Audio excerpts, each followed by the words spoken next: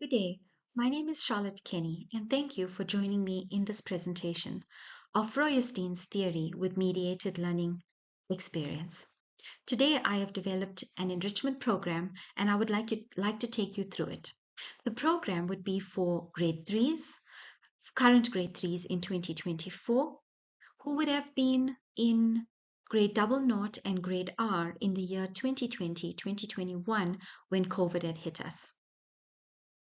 The presentation, the enrichment program, is based on the challenges faced in COVID in mathematics. The purpose of it is a developmental enrichment program to close certain gaps in that we are seeing in the current grade 3 class in mathematics. This particular lesson or this particular program is on measurement of time.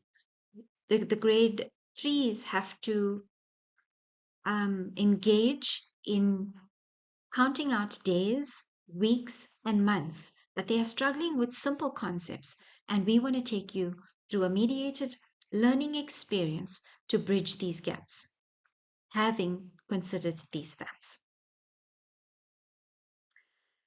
The background, as I've given you, the current grade 3 learners would have been in grade double naught and grade R in the years 2020, 2021. Now, in those years, in the South African context, a lot of our children were not going to school regularly. A lot of teaching wasn't done regularly. A lot of families had gone through loss of jobs, loss of finances, loss of lives within the home, and there were major disruptions, even in terms of the levels, lockdown levels that we were experiencing. Some of those times we had hard lockdown levels where families and children had no interaction with learning whatsoever. As restrictions started to ease, children started to go back to school, but already the gaps were presenting itself.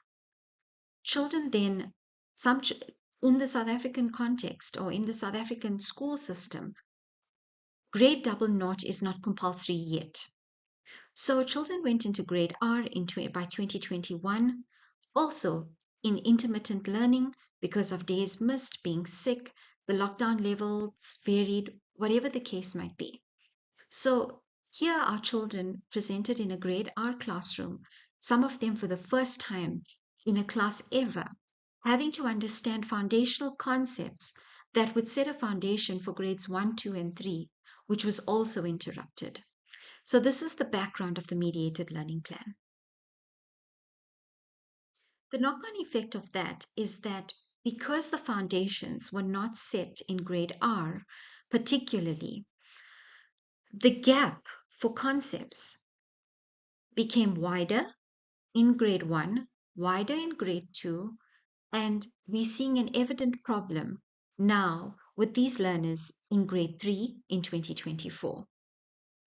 Some foundational aspects that would have been covered in everyday incidental learning, maybe from toddlers up until grade double naught, is difficult for the current grade 3 learners in the classroom that I am talking about in the Kenny Primary School that this program is developed for. The current grade 3s would have also been exposed to huge amounts of time in isolation, which for any child is not normal. South Africa went into a 6-week hard lockdown. And in those developmental years, I could imagine that families were going through difficult times, and teaching their children in the 6 weeks of lockdown was not a priority. A lot of families were dealing with having to deal with their own emotions and their own loss and their own difficulties within trying to be isolated and manage their households, never mind teach foundational concepts to our 4-year-olds, 5-year-olds, 6-year-olds at the time. People were just trying to get by. And so learning was the furthest thing from many, many households at the time. And collaboration was restricted. Um, Social interaction was restricted, like I said. Things like learning emotional skills, social skills, um, learning language development would have been highly restricted, and at a time where these things should have been expanded on, was a time where these group of children, were restricted in so many ways. The now, so where do we find ourselves? As I mentioned, we find that our grade threes are experiencing difficulties over language, over mathematics, over emotional skills, over social skills as well. The program deals with the mathematical aspect of time, like I said, choosing just one aspect for the mediated learning program. So we're finding that in the Kenny Primary School, in the grade 3 classroom, we're finding that the knowledge is varied. Some learners know that they are born in July, but they have no idea what date they're born in July. Some learners don't understand which year they were born in. Some learners don't understand that 7 days can equal a week. They don't understand that a month can vary in terms of how many days there are. They don't understand, they don't know which months have 30 days in them and which months have 31 days in them. And these were foundational things that would have been taught from a grade R level already. So this already poses a problem to being able to roll out the grade 3 syllabus in a correct manner. As mentioned as well, that learners are facing difficulty with with simple milestone developments that should have happened in as young as toddlers, and definitely in the grade R year as well. Some of the learners are not speaking correctly, so they're not pronouncing correctly. Their use of vocabulary is limited for their age and for their grade. The way they pronounce their words is not what it should be for that of a grade 3 learner. And these could very well also be effects from the pandemic that South Africa has experienced. With having learners in the classroom whose first language is not English, and having been home for most of 2 years, could also pose a difficulty in that they have missed all of that instructional learning time. This then obviously develops itself into learners not being able to grasp instruction. So where learners are able to take maybe 2 and 3 instructions comfortably in a grade double naught grade R class, learners are still struggling with 2 and 3 instructions in the grade 3 class at the Kenny Primary School. The plan, if we use Feuerstein's theory of mediated learning, the plan would be to mediate this lesson in a way that targets the learning gaps as well as the milestone developments. There are a few aspects within the plan and within Feuerstein's theory that help us plot a way through mediated learning. And the first aspect we're going to speak about is assessment. By method of observation, we can understand where our learners are at. And by asking general questions like, when is your birthday? Or when is your birth date? And if your birth date is in May, my birth date is in July, how many months would that be from May to July? By asking those simple types of questions, the mediator can gauge where the children are at and where learning needs to start taking place.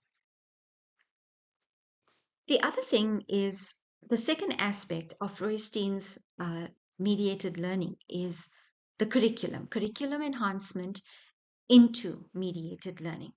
But one needs to understand the curriculum first in order to understand where the starting point is and where the end point should be.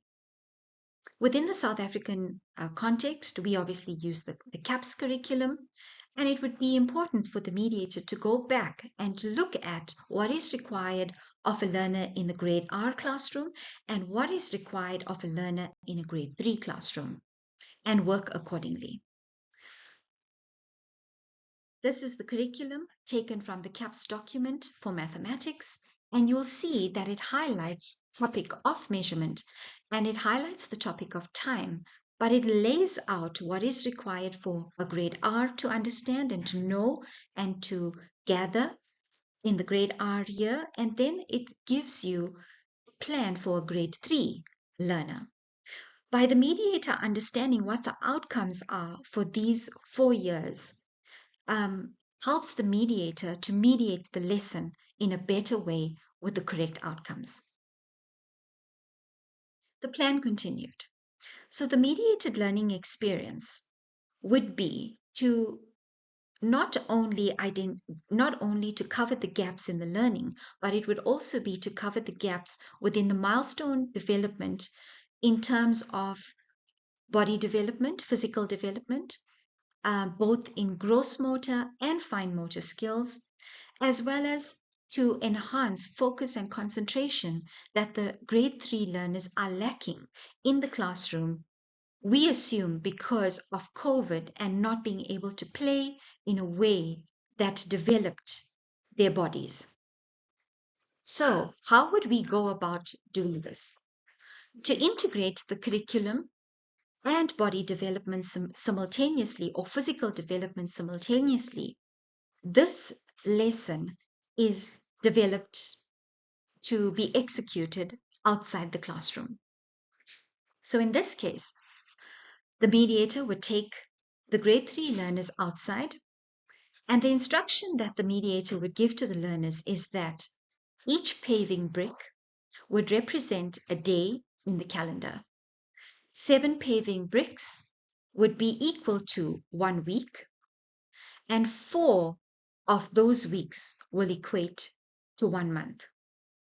The mediator sensibly should lay out a calendar or a year calendar for the learners in the learning space.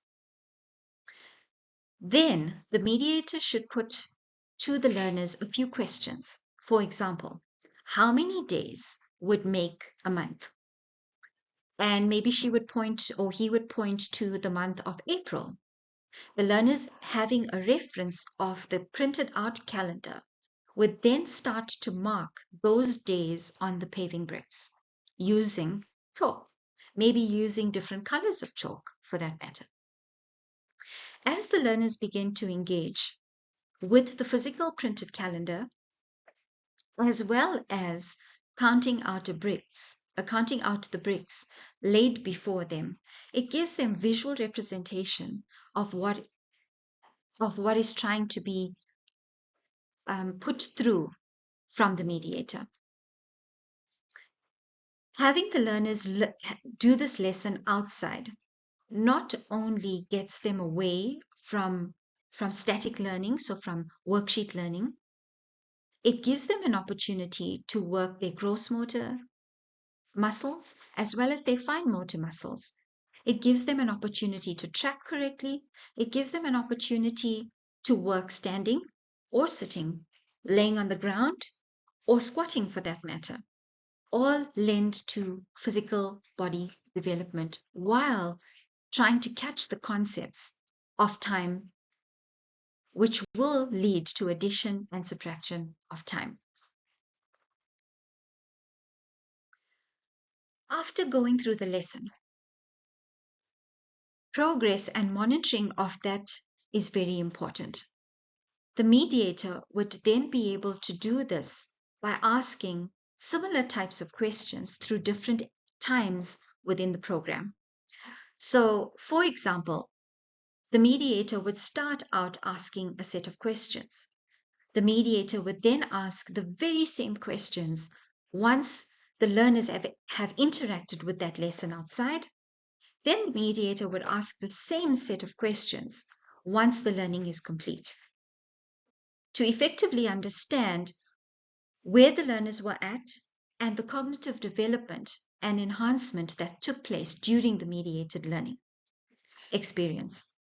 Thereafter, the mediator would be in a better position to be able to adjust the mediated learning experience according to the amount of cognitive development that has taken place with those learners at that time.